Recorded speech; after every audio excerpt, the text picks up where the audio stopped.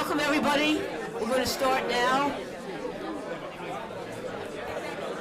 If everybody could take their seats, that would be great.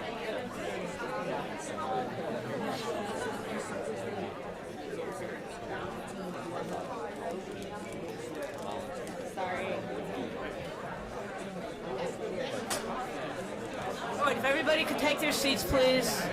We're about to start the second panel.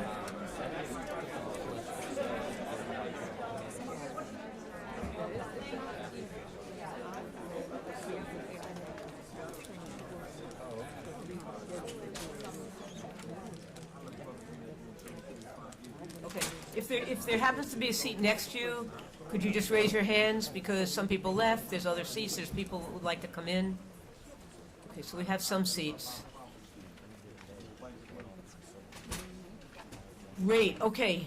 Welcome, everybody. And before we begin the second panel, there's a couple things I want to mention. One is that we have happening, many of these things are happening all day. If you check in your folders, there are rooms in which there's a transformative injustice interview, there's a media breakout room, a series of videos.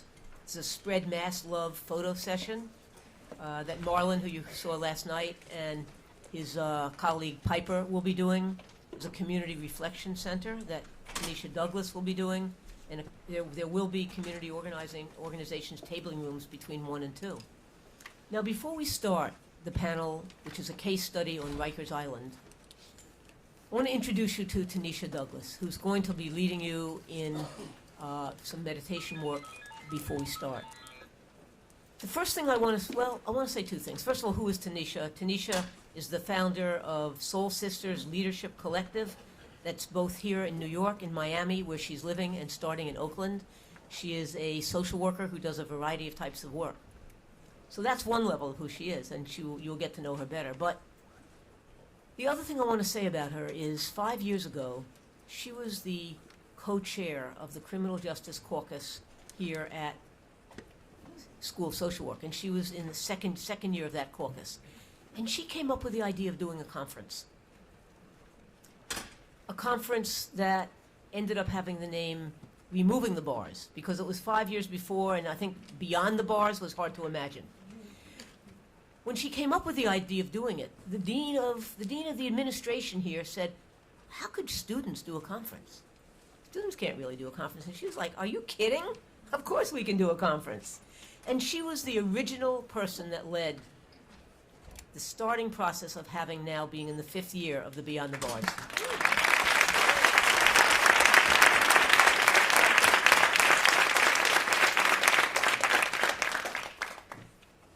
With no more words, I'm going to turn this over to Tanisha. She's quite capable of leading this process.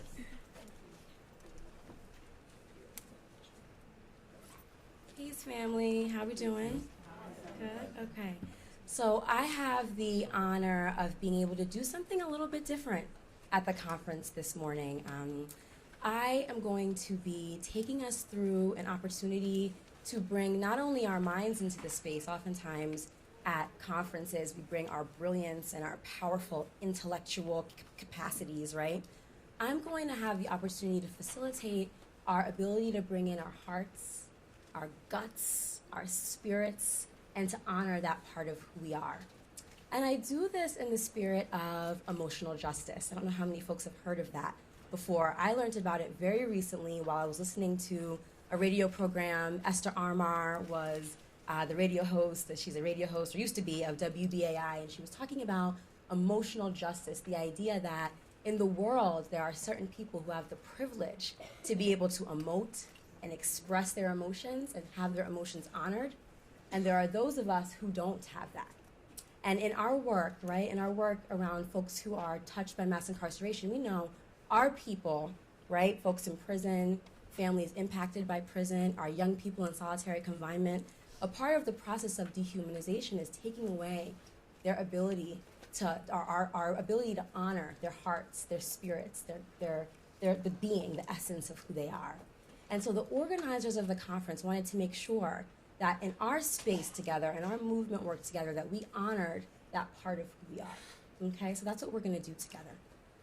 So what I'm gonna ask us to do is find a comfortable seating in your seat. If you want to remove things out of your hands, if you want to, I would suggest putting both feet firmly on the ground so you can root yourself and ground yourself. And get in a position that feels really comfortable to you. In a position that feels comfortable to you. Fabulous. And I'm going to take us through a meditation. And then after our little meditative reflective time, I'm going to ask you to find someone in the room you feel comfortable with, maybe your neighbor. Don't travel too far. And we're going to do a little share out, okay? All right. So the last panel and this next panel, we're really spending the time locating our movement. Where are we? Where are we going? What are we doing, right? Locating our movement. So what I'd like us to spend the next couple of moments doing is locating ourselves in the movement. Where are you? How did you get here? What are you bringing with you into this space? So I'm going to ask you to, if you feel comfortable, to close your eyes. I'm going to close my eyes, but don't worry, Cameron and Kathy, I'm going to still peek at the clock. So if you feel comfortable, close your eyes, and we're going to start with the breath. So I'm going to ask you, just tuning in to the sound of my voice, quieting your thoughts, and beginning by taking a deep breath in through your nose. As you're breathing in through your nose, your belly should expand. And then breathing out through your nose, your belly should contract. Let's do that one more time. Taking a deep breath in through your nose. And breathing out through your nose. I'm going to lead us in a guided meditation. So I'm going to offer some offerings, some areas to focus over the next couple of minutes. You can choose to focus there, or you can completely tune me out. The purpose of this time together is for us to attune ourselves to ourselves.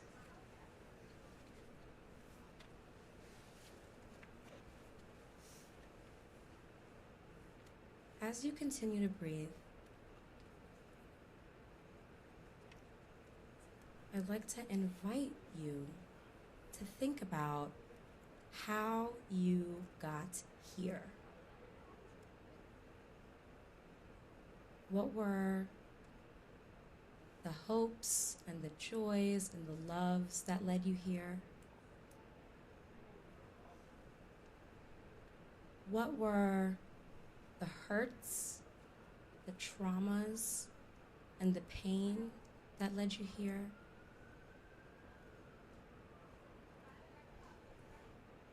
What were the early childhood experiences, the more recent experiences, the educational experiences, the experiences in your communities, in your families, in your homes that led you here, in this room right now, in this moment?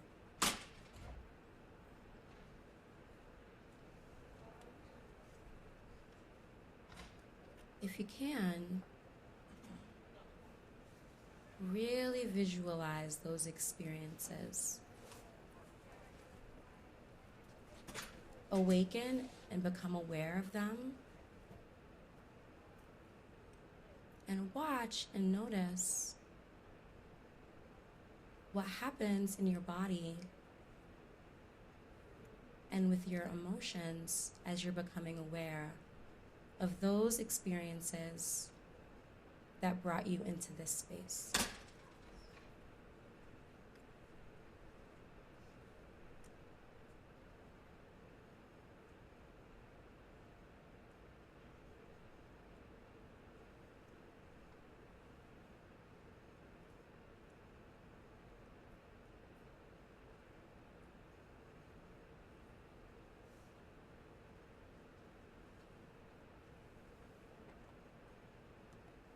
So we're going to begin to come out of the meditation.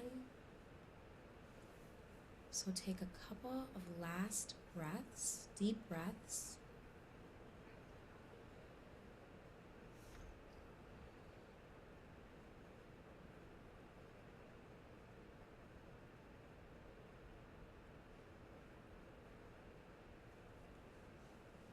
begin to become aware of where you are. Wiggle your fingers, wiggle your toes. Open your eyes. You might want to start by staring down at the ground in front of you. And come on back into the space. Gonna come on back now. Wonderful. So we have 90 seconds. So what I'd love to do is have you just check in very briefly with the person next to you about what you feel comfortable sharing about what came up. So go ahead and do that now. So check in with your neighbor or your partner about what came up briefly.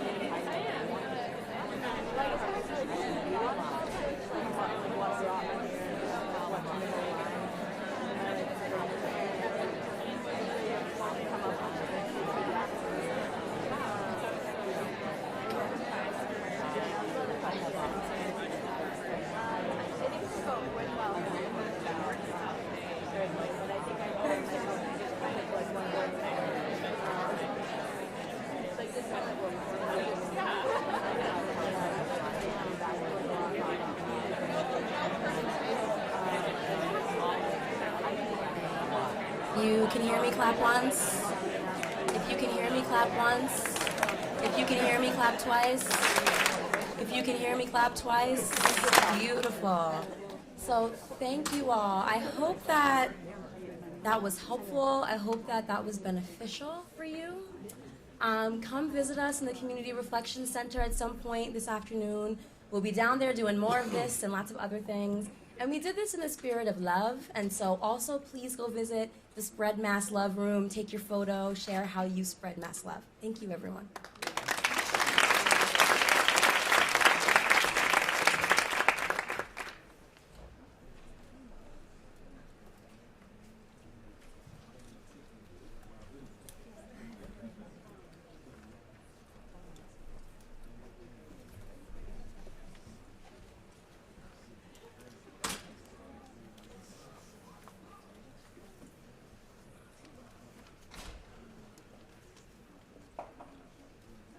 How's everybody feeling?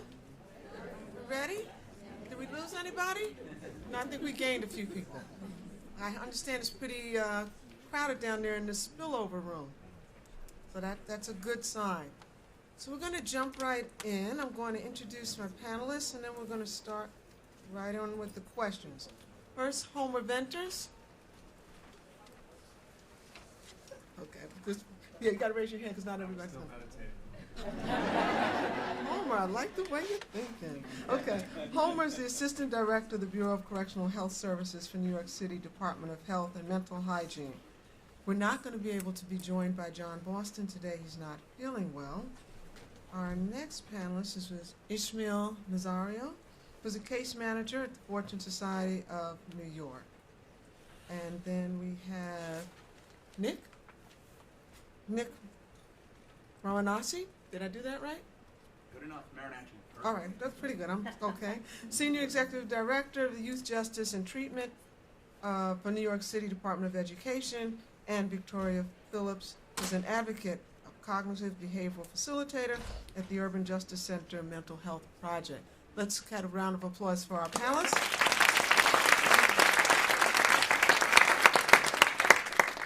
So first question, we're focusing, everybody knows, on this panel, we're focused on Rikers Island, a case study in an effort for change. Norman Seabrook in the room? Oh, gosh. I guess he's on the train. Okay. So first question, and I'm going to pose it to all of you and then ask everyone to take a stab at it, starting with Ms. Phillips. Each of you have different roles in relationship to Rikers Island, and it will make the panel discussion rich and complex. If you could share with us, from your perspective, where do we need to focus our energies to turn around the situation that currently exists at Rikers? Ms. Phillips?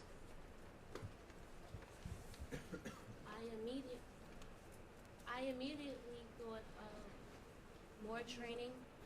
Yes, speak right into the mic. Right into the mic. Yeah, there you go. I immediately thought of retraining the officers, directly focusing on mental health and training them to calm down and to completely stop their abusive nature. Well, you can say a little bit more than that. What kind of training specifically do you think they need? I think they need to start from the beginning. For example, there has been some trainings going on recently, and the speech that comes from the officers when they return is, well, we're not about that new correction. So I definitely think that there needs to be a whole system revamp. And when I say training, I mean from the bottom up, from the side to side.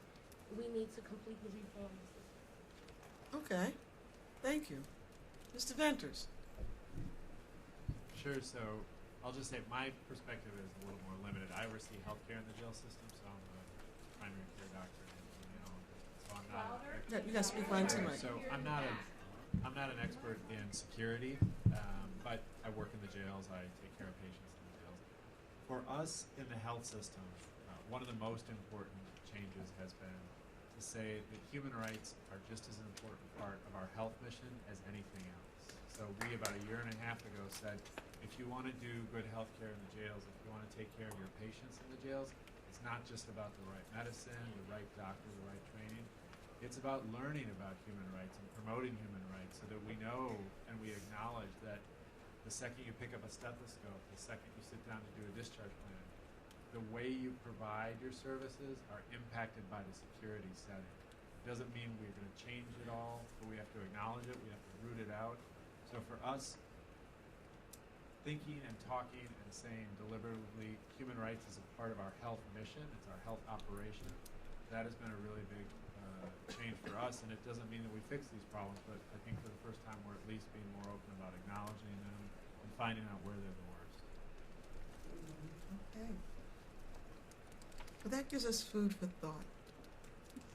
My next panelist, what do you think we need to focus our attention on most if we want to change things in Rikers? There's a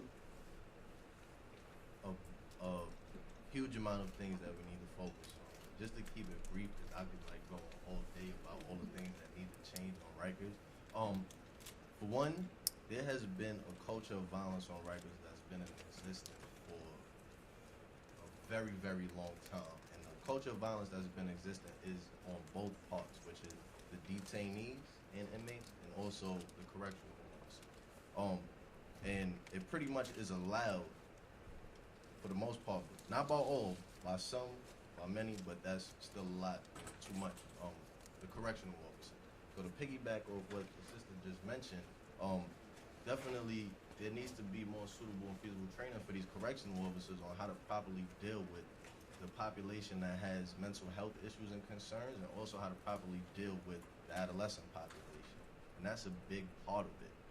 There's plenty of other things that needs to be focused on, but I'm not going to get too much into it. I'm pretty sure it'll come out later on in the panel, but that's the main thing, because it all starts with the correctional officers. The correctional officers play a big part in these inmates and detainees' lives for X amount of time until a disposition is reached on their case.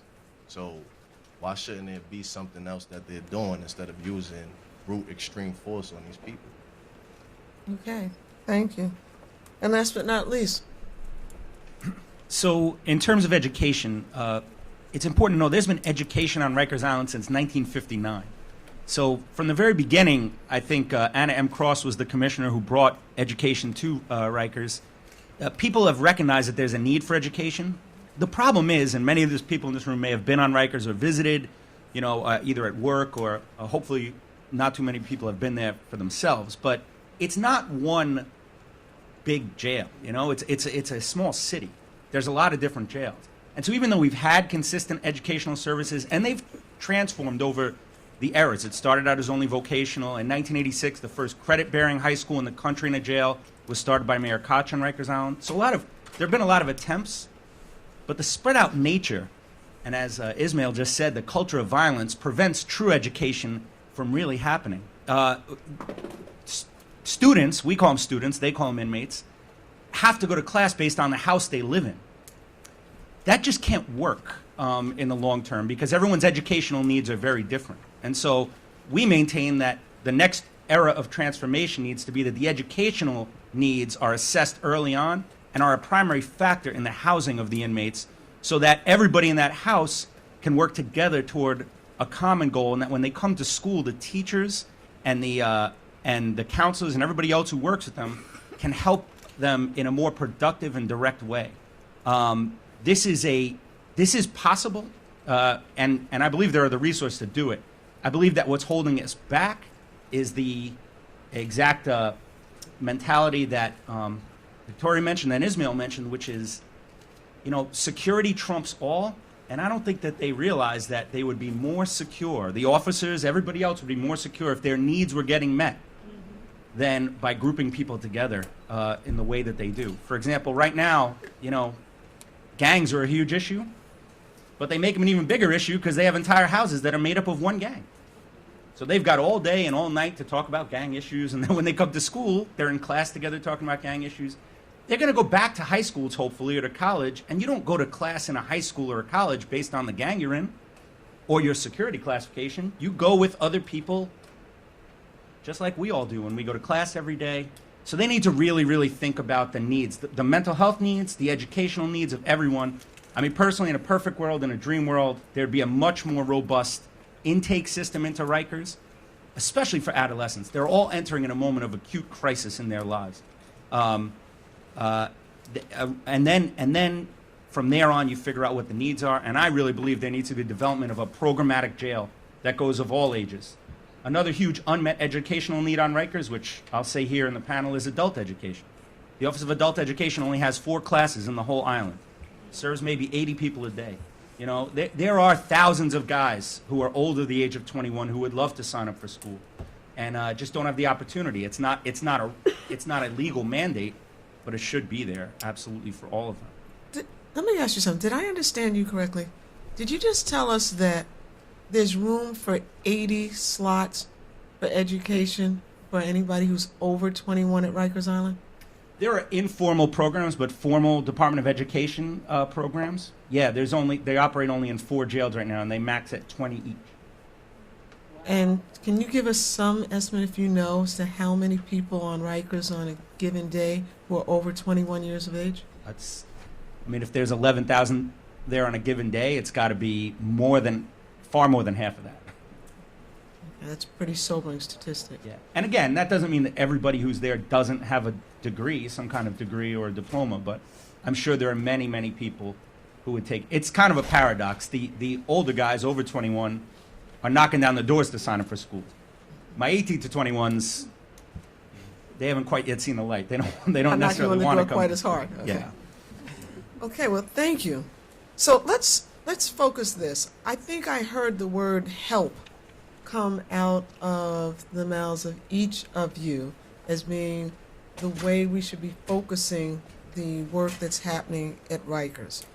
Now, most, if not all of us in the room, have heard over the past 6 months or more that the new head of Rikers Island, the new head of the city's Department of Corrections, is instituting, I'll say, a new form of solitary confinement, which is supposed to be, I guess, solitary confinement light, right? So I'd like you to each comment on the, I was going to say intelligence. I'll use that word. Intelligence of this solitary confinement light that the commissioner is telling us will address the issues of concern with respect to violence on Rikers Island. Ishmael, I think I'm going to start with you on this one. Prior to that happening, the U.S. Attorney General released a report stating that, prior to that happening, months back, the U.S. Attorney General had released a report stating that they were working on banning solitary confinement for 16 to 21-year-olds in New York City and state. So this new form of solitary confinement, which it still is, but they're trying to label it as just being segregation. And to my understanding, it's 16 hours out of the day opposed to 23. So pretty much you're still having a person locked in a cell for 16 hours out of the day, and you're pretty much giving them, what, 8 hours to be out? But we all know that we sleep for about 8 hours normally. Some of us, some less, some more. You know, it depends. It varies. So regardless to what, solitary light is still solitary. It's still segregation. It's still isolation. So what really is the benefit of this? If it's going to be banned, it should be banned all the way and not 3/4 of the way. And that's pretty much what they're trying to do. It's still going to cause the same psychological harms. It's still going to cause the same physical harms. It's not really that much of a difference from the original solitary confinement that was in place. Only difference now is a couple of hours of actually being out of your cell and recreation time and shower time and things of that nature, but it's still going to cause this, it's still going to have the same effects on the person. There's no room for mental development. There's no room for recreation. There's no room for even that much movement that a person actually needs. So why is this even being put in place in the first place? Okay.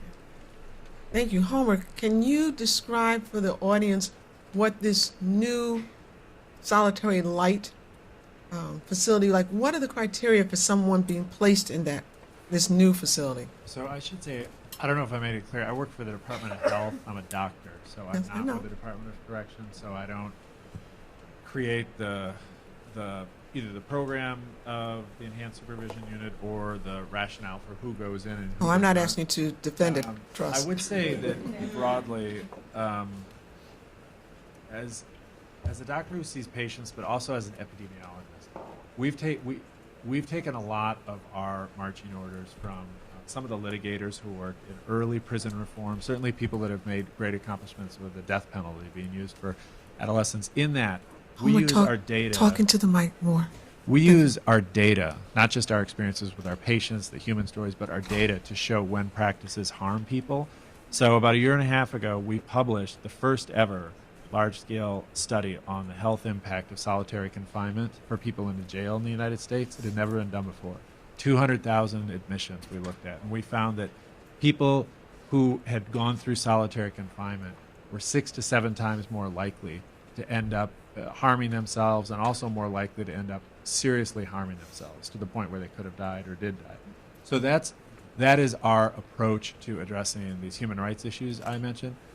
Conversely, we have set up new units in Rikers Island, one called the CAPS unit, a clinical alternatives to punitive segregation, where instead of going into a punitive restrictive setting, you go into a clinical setting that looks like a hospital where you're not locked in a room, where you get programs all day.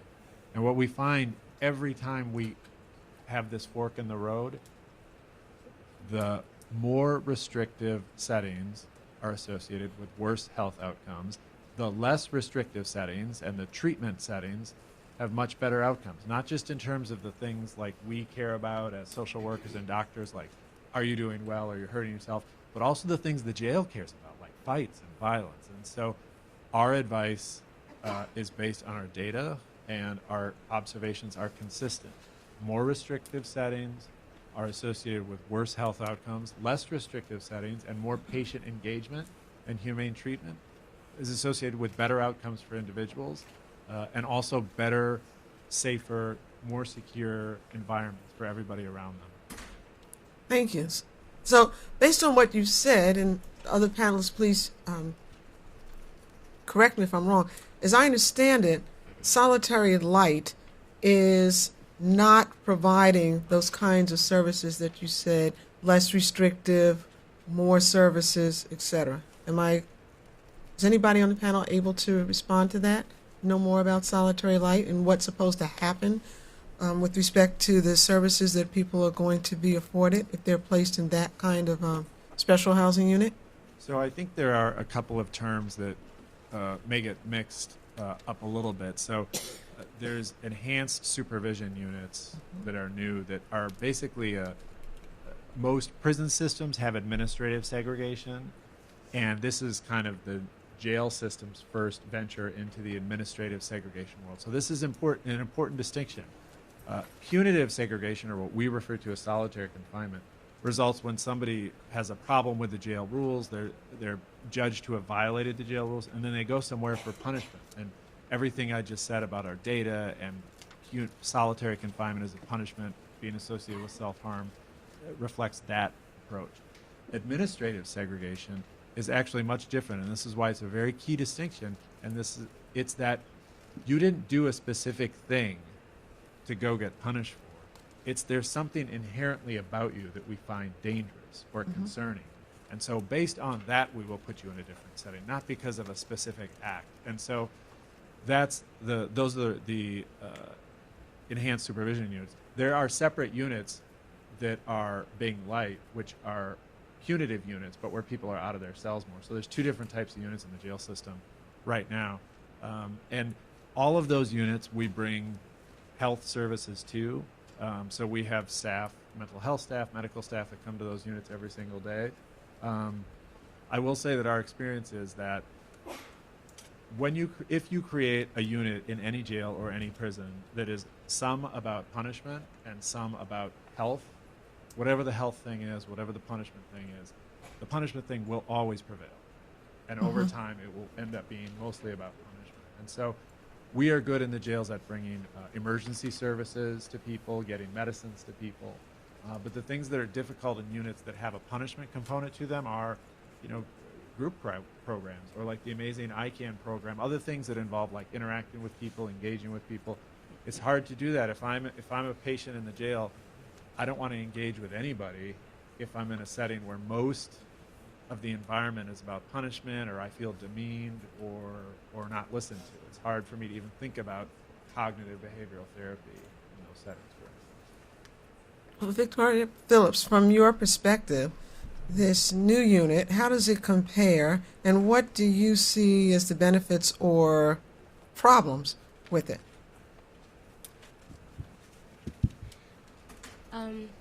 I think it's unacceptable. I think that it's just another disguise for solitary confinement. I don't like the language that it's written in. Part of the language states that someone from law enforcement on the outside can actually label someone and have them placed in that unit.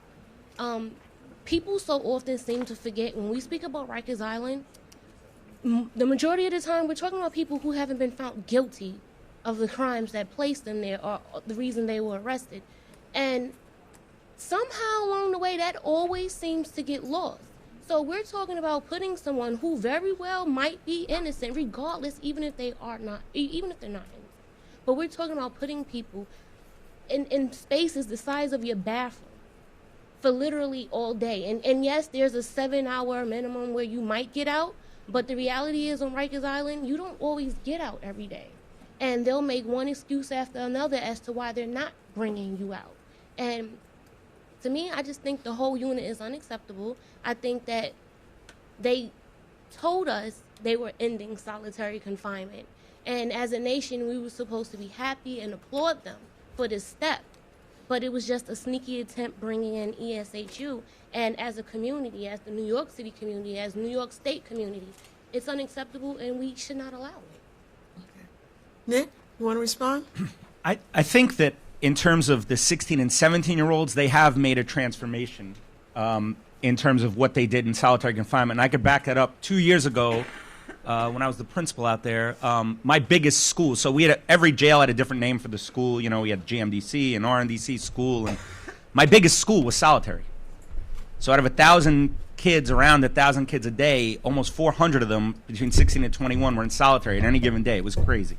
And we served them through this self-study provision that didn't really work. There were teachers on the phone sending them packets. It was legally passed muster, but it wasn't good education.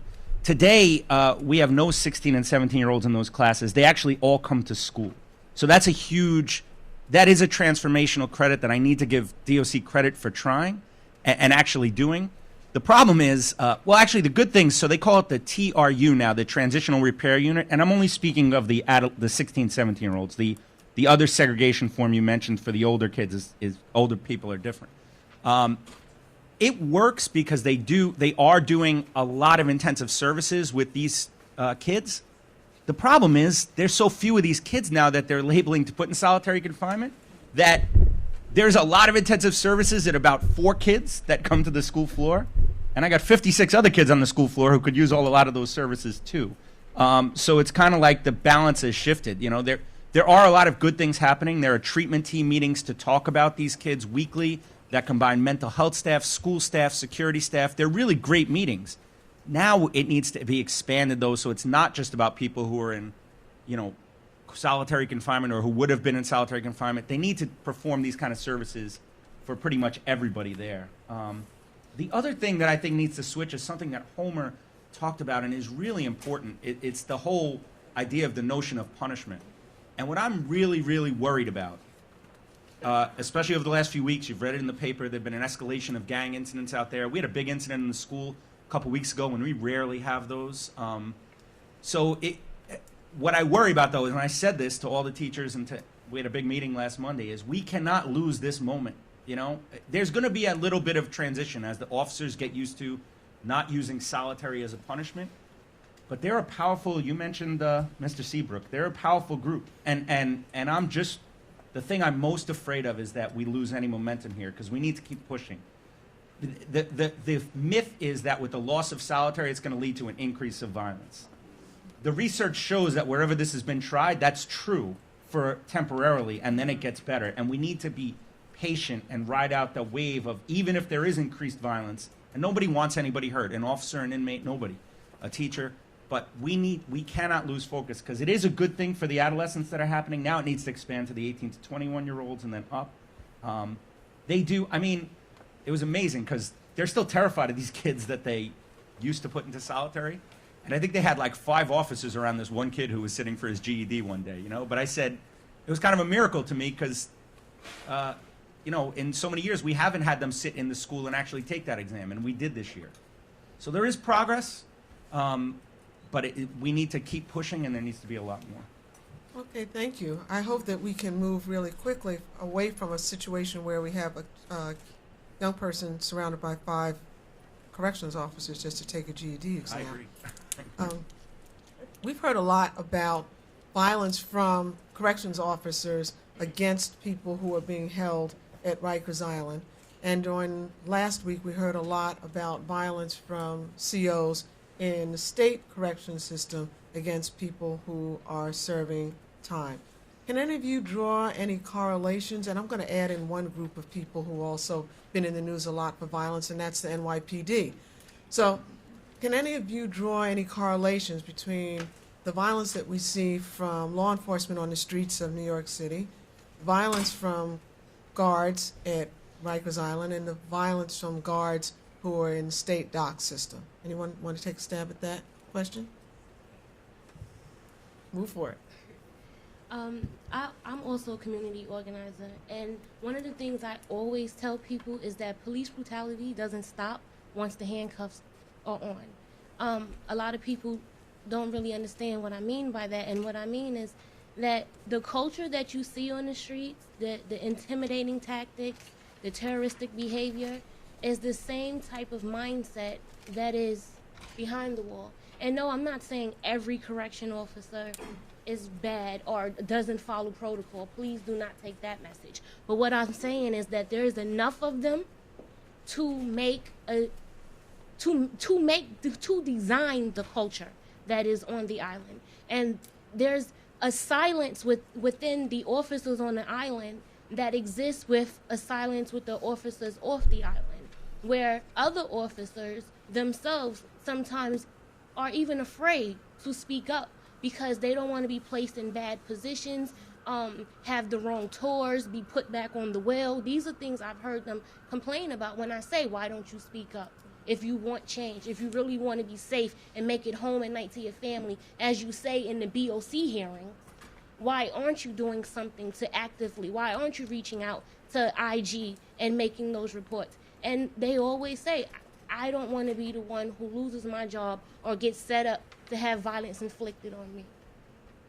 Okay. Does anybody else want to add to that? Yeah, I would like to say something about that, how that all correlates. So the NYPD, the correctional officers on Rikers Island, as well as the correctional officers upstate, before they become correctional officers, I'm pretty sure we all know that they have to go through an academy and training.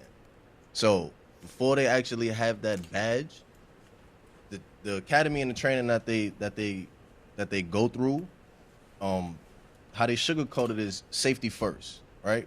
Our safety first. However, what that safety first entails is by any means necessary of your protection and your safety.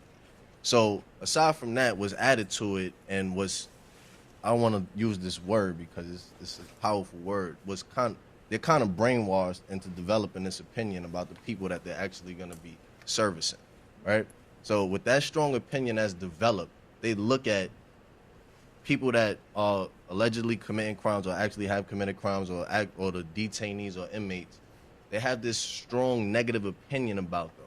And since they have this strong negative opinion, this is why they feel that it's necessary to use such extreme force on them. Because this opinion, and it could be that me and you grow up in the same neighborhood, right? I happen to, go to college and become a lawyer.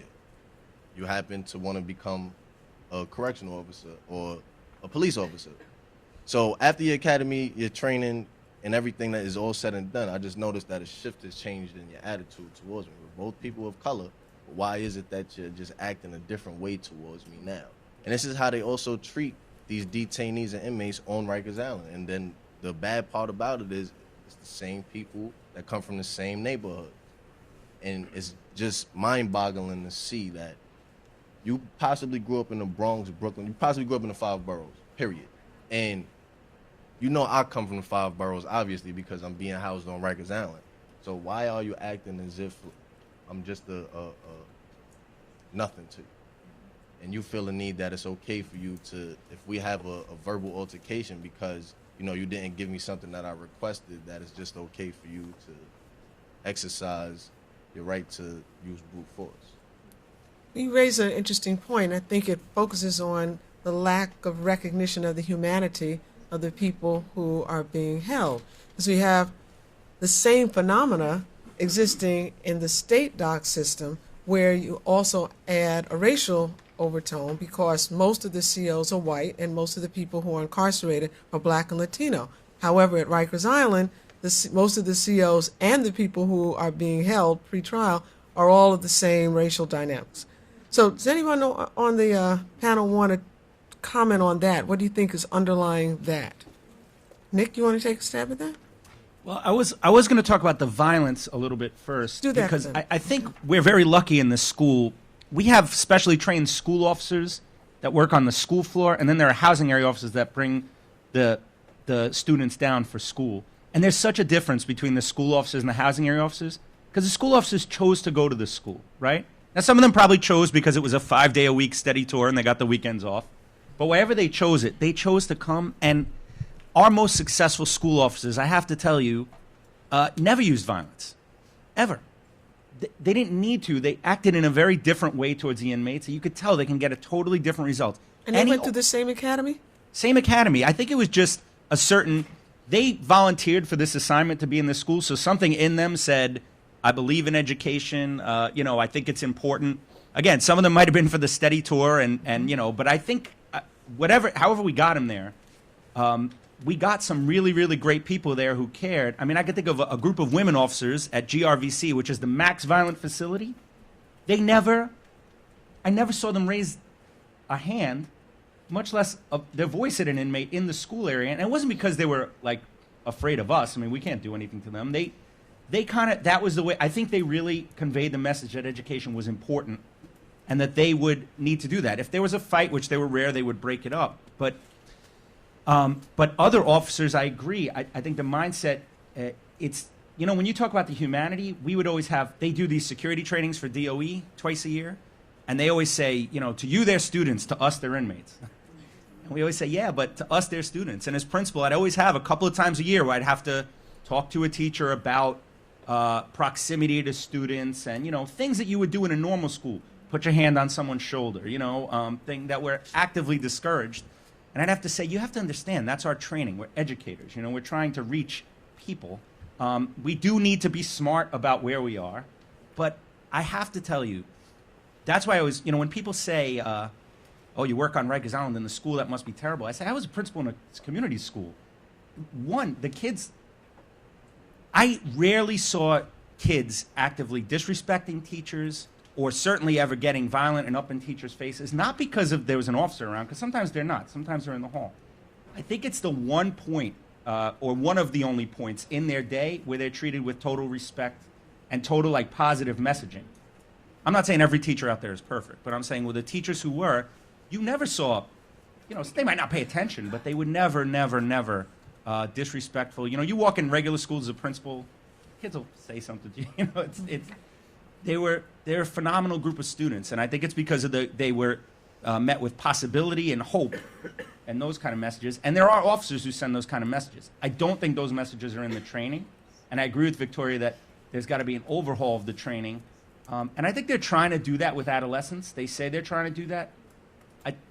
I think it's really hard. I think that it might be a resource issue. And the level of training, an officer really needs to be like a youth development specialist, especially in dealing with the adolescents, you know? And it can't just be, here's the numbers of people we got and here's how many we need at RNDC. That needs to be a very, very specialized training, almost a different level of, I mean, I think they should pay them more, or they need to figure out a way to make this happen. Okay, well, some might argue that we need to figure out a way and then tell them what they need to do and not stop being that squeaky hinge until it gets fixed. And that's why we're here. So, Homer, I'm going to turn to you. It's in your role with providing medical services. I would imagine, and you can correct me if I'm wrong, I would imagine that your staff they won't even put frequently, sometimes called upon to provide medical care for someone that you suspect has been the victim of violence from a CO. How do you handle that?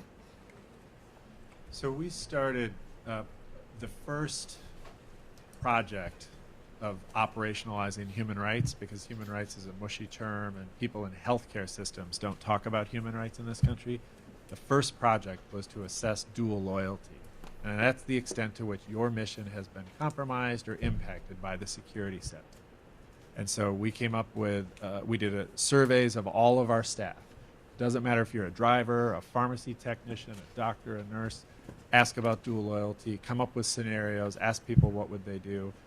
And after we did these surveys, we then rolled out first online trainings and then in-person trainings for what do you do for these dual loyalty scenarios. The most common ones are not the big brutality scenario, but one of the scenarios everybody has to go through is a scenario that's a horrible scenario. And these are all real scenarios that happen. And so we train the staff, and really the best human rights tool we have is our electronic health record. As a doctor, I'm kind of agnostic about electronic health records, and as patients, when you go to your doctor, you might like them or might not. But as a human rights tool, it is the most powerful thing we have, because we have the capacity to structure and record data from every patient encounter so that we can then run reports and get data to outside agencies and oversight folks. And that helps us with reporting. It takes the pressure off the doctor. So we have been working hard for about 2 years on just this issue of how do we help the staff, but the staff still have fear. The staff still face retaliation. And so What are they fearing, in retaliation from whom? well, from either other patients or from security staff. And so in the most extreme circumstances, myself or our medical director or the most senior doctors will see these patients themselves, because, you know, I go in and out of a jail and I don't work there every day. The people who work 4 to 11 every day in a jail and, you know, depend on the people around them for security and safety, their own personal security. You can't ask your staff to do things that make them physically unsafe because it's not realistic. However, what you can do is give them the tools and support, and we have new reporting mechanisms also to help them identify abuse, report it out, and also signal when there's abuse that they may feel uncomfortable reporting, so that they have a resource that they can bring in from the outside. And so we've been very aggressive about this for about the last 2.5 years, and we're going to continue to be, because You know, the two things this jail needs from our perspective, from the healthcare perspective, it needs more transparency, and it needs definitely to maintain the independence of the health authority. I will say that there's not a single jail system or prison system in the United States that uses the words human rights or dual loyalty. It just doesn't happen in this country. It's pretty standard in some Northern European settings, but it doesn't happen here because if you find a doctor or a nurse almost everywhere else, you go up the food chain, you're going to find a sheriff or a commissioner of corrections. And so our independence, the stewardship of that independence, and then the transparency and accountability to everybody outside for us is just starting, but it's crucial. Okay. Thank you. I want to open it up for questions. I would imagine, yeah, look at that. Okay. So, you know, in the previous panel, I started over to my left. That's kind of my political leaning. Surprise, surprise. So this time, we're going to start over to my right. Okay. And what we're going to do, I'm going to have, and for those of you who weren't here earlier, those of you who know, what does a question end with? Thank you. Okay. So if you want to give a speech, sign up for next year's conference. So let's get the questions. I'm going to take 3 questions at a time, and then I'll let my panelists respond to those briefly, and then we'll take the next 3. That way we should be able to get more Q&A going, okay? All right. I was wondering with the panel here if they feel the problems of the jails is that of Rikers Island itself, because it's a big island with 10 jails, and we also have Brooklyn House, we have Queens House, we have Manhattan Detention Center. And also, I work with kids who, for alternatives to, I find alternatives to incarceration for kids. I've never had a kid complain as much as they complain about RNDC. They complain less about Horizons and Crossroads, which is run by ACS. What is the problem in, we talk about getting the 16, 17-year-olds off of Rikers Island. Why does it take so long to get them off? There's 250 kids on any given day. Why can't they be taken off the island? And why can't the adults, why can't they like just do away with Rikers Island and be put in community jails closer to their families so some of the behaviors that you see on the big industrial complex might be minimized if they're closer to the community? Okay, thank you for that question. 2 more? Hi, perfect segue. I have a question, Sophia. I know you do, Bianca. So I heard what folks need from mental health, physical health, case management, education perspective. I heard what Rikers Island is not doing, right? So what I'm interested in hearing, because it seems like Rikers is not doing any of those things, right?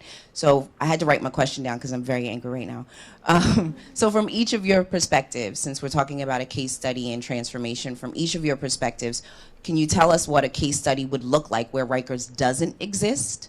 And what would people get that would be responsive to their needs from each of those perspectives, mental health, physical health, education?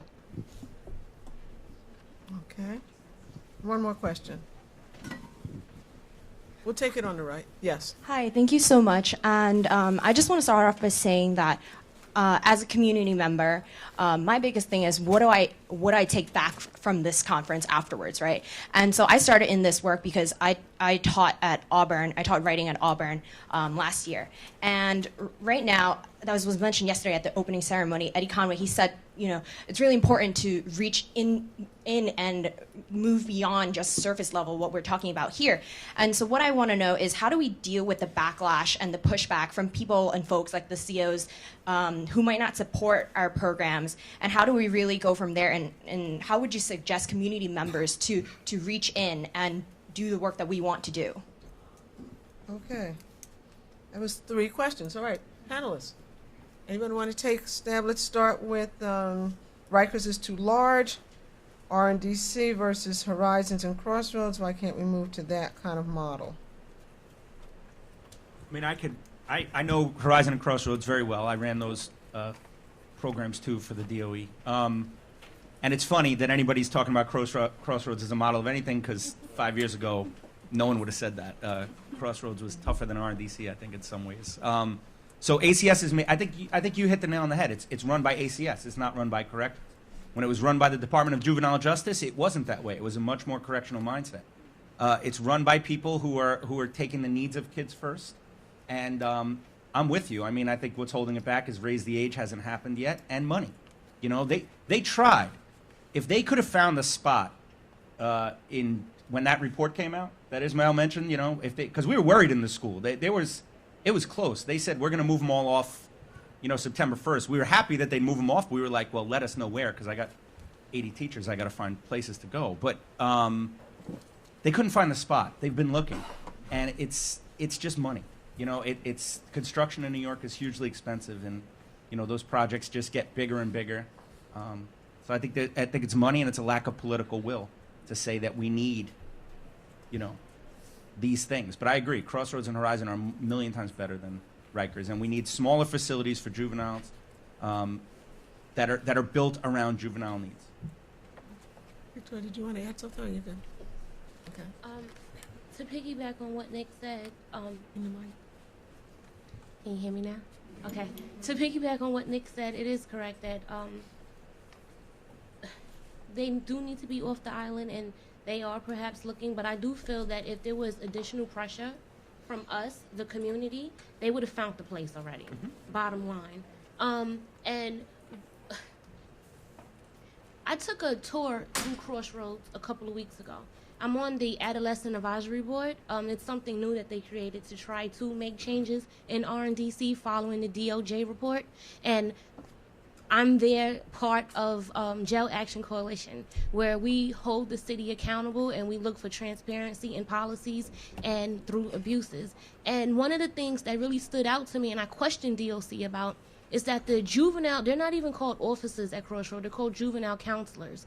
And the juvenile counselors at Crossroads are trained 4 weeks in trauma and how to deal with the youth, but the officers on Rikers, only 40 hours. And I don't know why anybody else didn't think that that was a huge problem, but I questioned it and I was told, oh, well, we're working on it. So I'm actually going to be questioning them about how far they've gotten with this working on it statement they gave me the next time I see them, because one thing DOC will give you is a lot of hot air, and they don't really have people standing behind them to hold them accountable for it. But once again, Jack, the Jail Action Coalition, and other people out there are definitely waking up and educating others to stay on the backs of DOC and make sure they do what they say. So I encourage everybody in this room to go out in your communities, spread the word, get involved. You're all invited to join Jack if you want. But come out, learn. Today is important, right? Today is what we need. Take what you learned today back into your communities and wake everybody else up. We need your voices to make this happen. Okay. So we're going to go to the next question, which was, what would we do, or what do we need to do so that a Rikers Island wouldn't exist? We wouldn't need a Rikers Island. Anybody want to take a stab at that?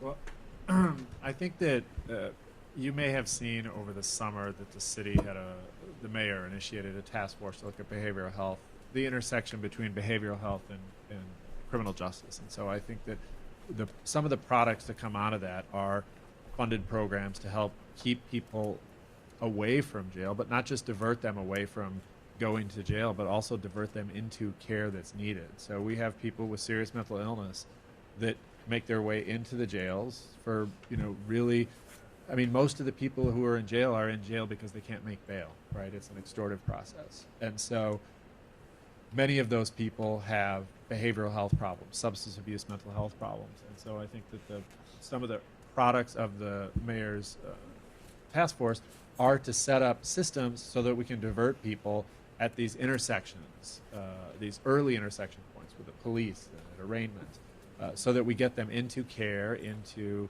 not just medical care, mental health care, but housing, resolve some of the issues that brought them into conflict in the first place. I think that, we forget sometimes that at one point Rikers had 21,000, 22,000 people there.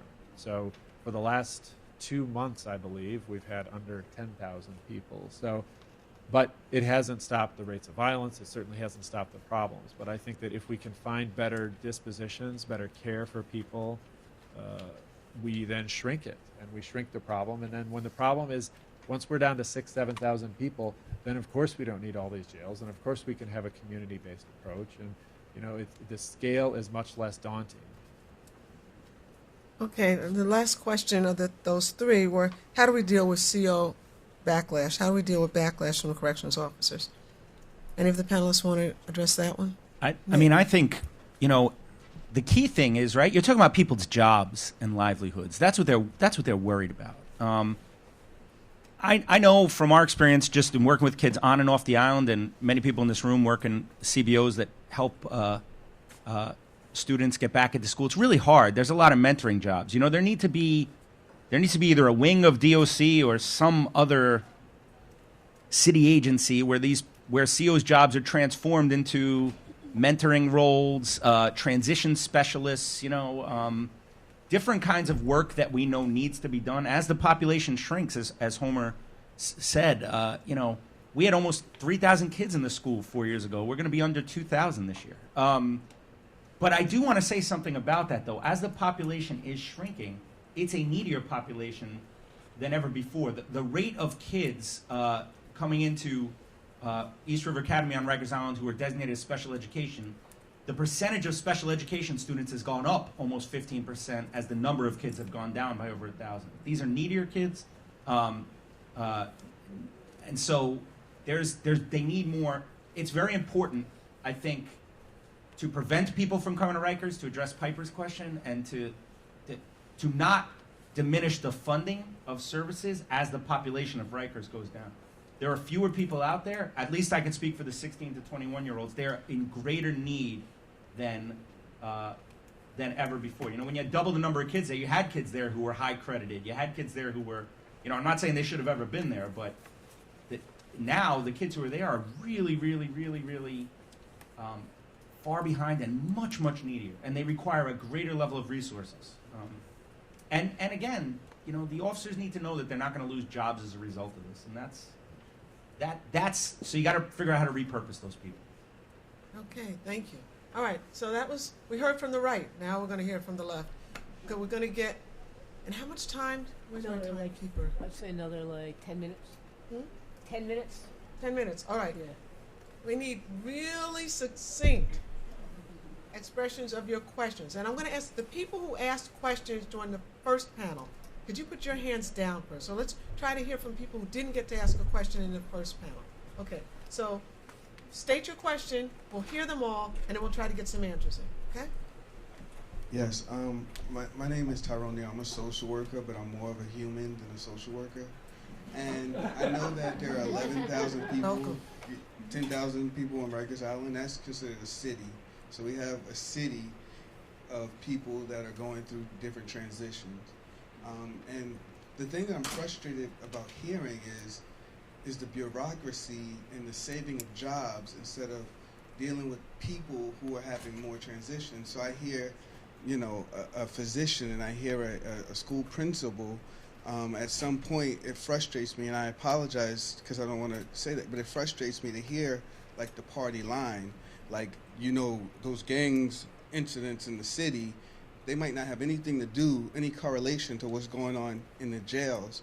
So how do you keep yourself honest? And this is my question. How do you keep yourself honest and what your purpose is and who you're serving? Are you serving the guards? Are you serving the people that are in the residence? Okay, thank you. Next question. Hi, my name is Eliana. I just have a really quick question. How as a society can we enforce education, not only in Rikers Island, but in all prison systems, but to continue, not just for your GED, but for your bachelor's and your associates? Okay, thank you. Hi, thank you for being here. So my question has to do with the question the young lady over there asked earlier, but specifically, the panelists before talked a lot more about transformation and really destroying the system, and it sounds like, from what I hear, you all are talking more about reforming the system and changing the system.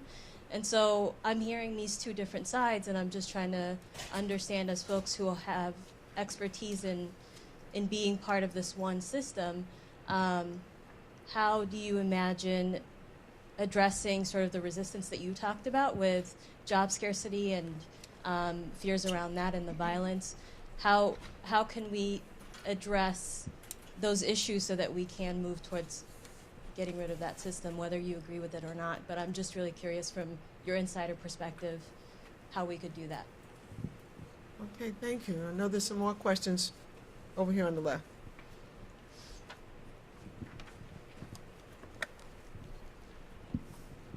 Yeah, I have a question about basic legitimacy. I'm hearing things talked about on solitary confinement, and international organizations have called torture that torture. So torture light is completely illegitimate in my view, and I wanted to know people's thought on that. Secondly, as one panelist pointed out, people are there for years who haven't been convicted of anything. And this, again, is completely illegitimate. And I have a question off of this. There is that people have gotten out in the hall. There is a call for no business as usual on the 14th of April. This going on like this is unacceptable. I want to know the thoughts of panelists on that. Okay, thank you.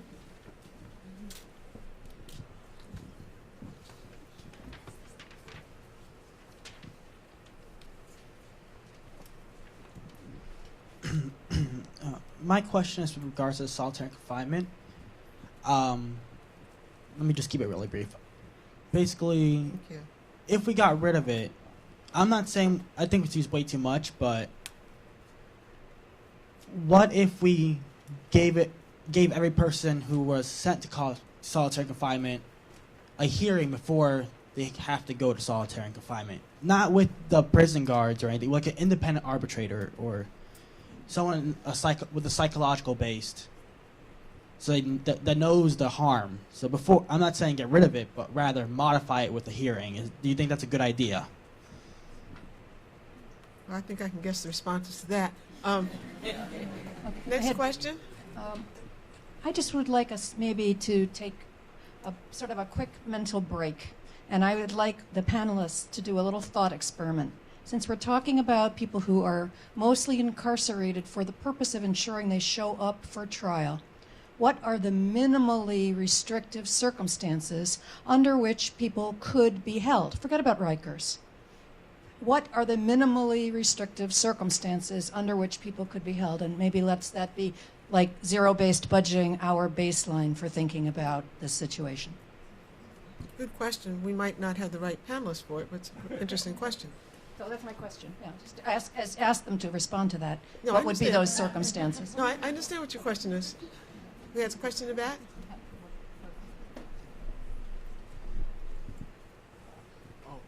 I think some of us are victims, but most of us are spectators. From the outside looking in, how does this feedback help your efforts on a day-to-day basis? Okay, thank you. My question relates to Homer talking about electronic documentation of abuse. And I'm wondering what kind of mechanisms, if there are any mechanisms, that healthcare providers and educators can use to hold COs accountable in like a real way going up the hierarchy. Okay. We get all the questions on the left?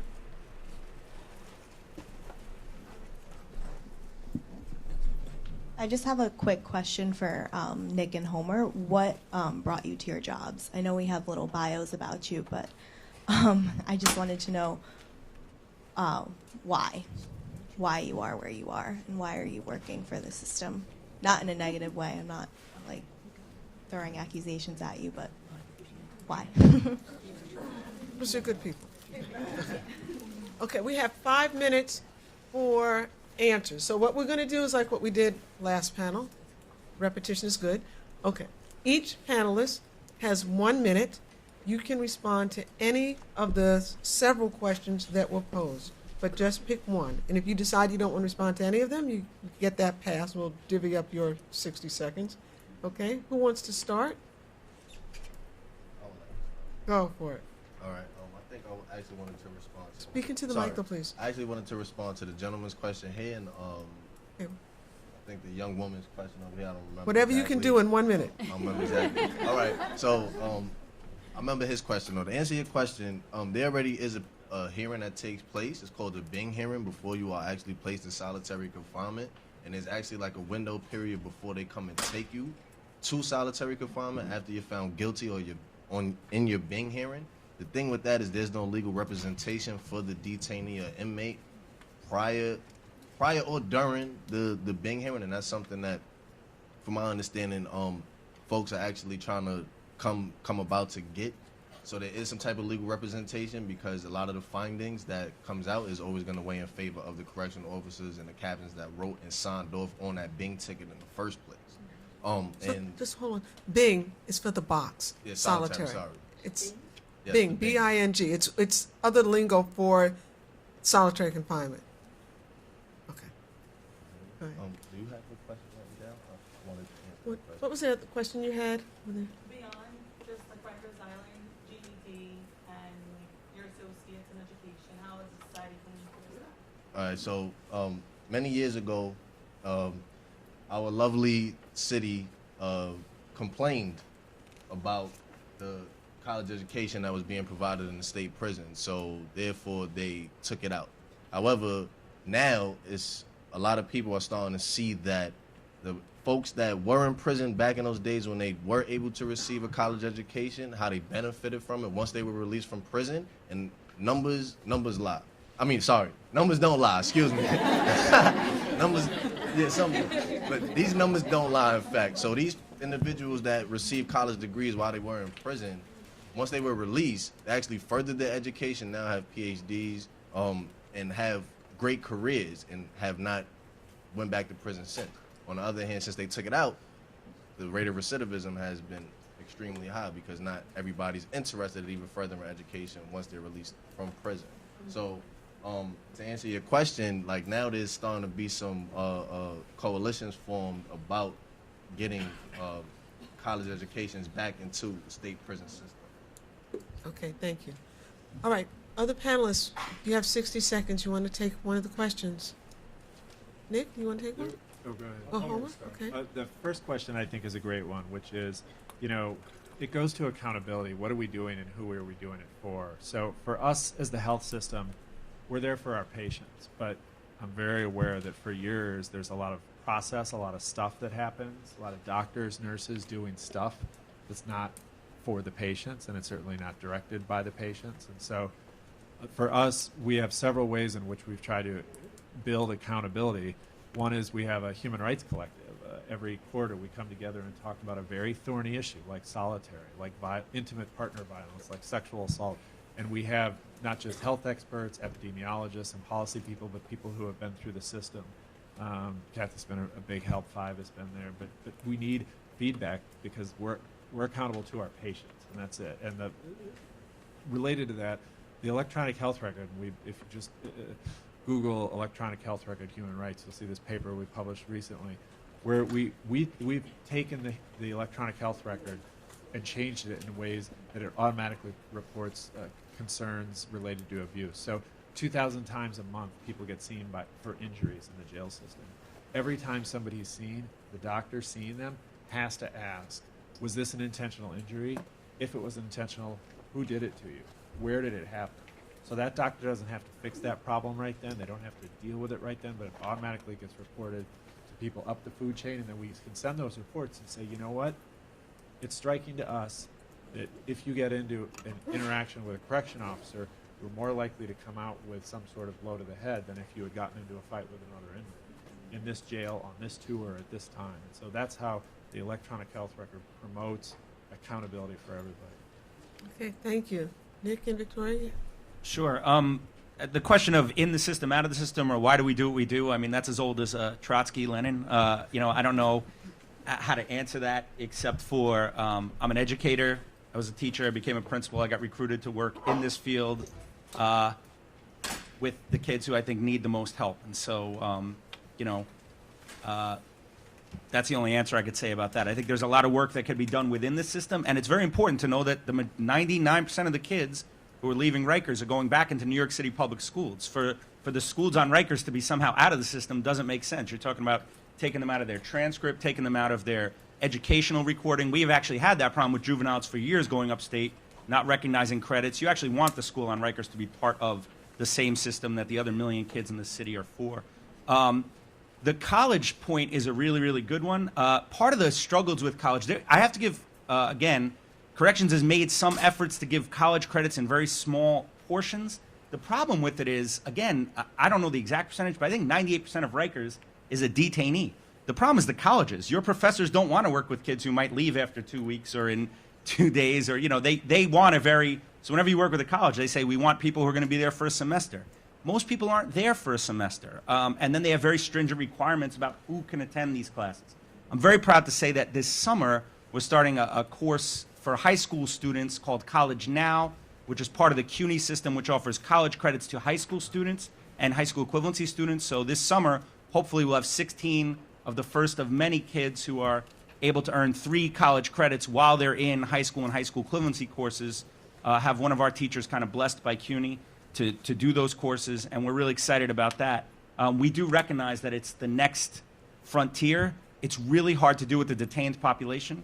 And I want to throw my last plug for human rights on Rikers, which is a huge struggle. Why we can't do the things we want to do in education is corrections still doesn't let the inmates use the internet. And that is a huge problem for education, and we're about to get approval for the use of limited, secure tablet devices to begin online learning with the adolescents, but they've got to expand that to everybody. So if you ask what you could do in the community, start rallying digital rights or human rights until I actually think everyone would be a lot better off if they had access to the internet. But that's a huge one because that needs to happen, and I think you'll see more college that way. Okay, last word goes to Victoria. To follow up on what Nick said, I definitely think that we need to look into discharge. A lot of emphasis is placed on the detainees on the island, but if we want to eliminate Rikers, then we have to lower the recidivism rate, bottom line.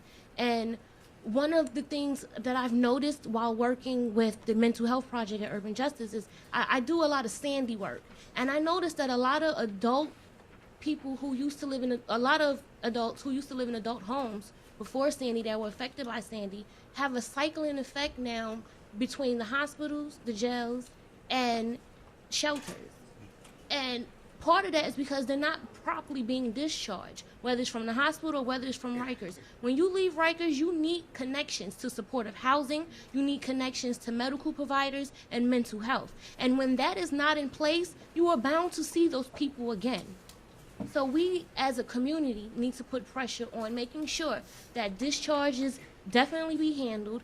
And there was a question over here that said, from the outside, how do you get involved? You get involved by joining coalitions and other organizations that already have a place on the island, and you put your foot in and you make your foot in that way. And where you see there's a need, you find other people in places of power to assist you in making solutions for that need. That is how you do it. I used to cry driving across the bridge every day on how I was going to help those kids.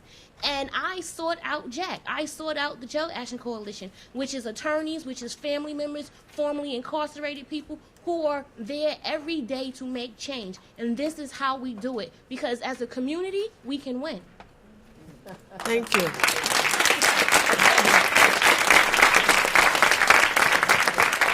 I want to leave you with one thought. It's something that's easy we can all do. We don't have to get out of our seats. We don't have to dial the phone. We don't have to send an email message. We don't have to look up who our elected officials are.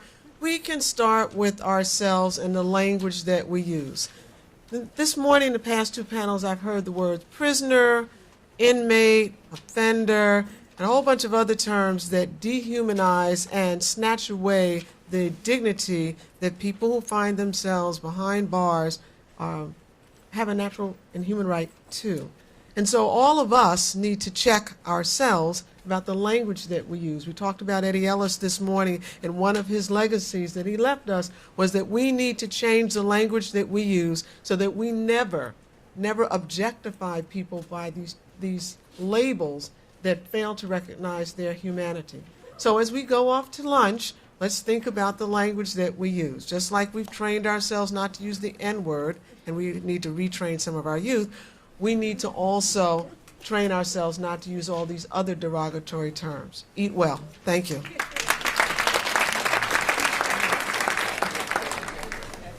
If you could stay for one moment, I got a couple logistics to go over. So lunch is served in the concourse, which is the basement. There's only lunch for 350 people, so if you didn't get a ticket, I would suggest going to eat at one of the fine eateries in the neighborhood. They would love your business. There's lots of things going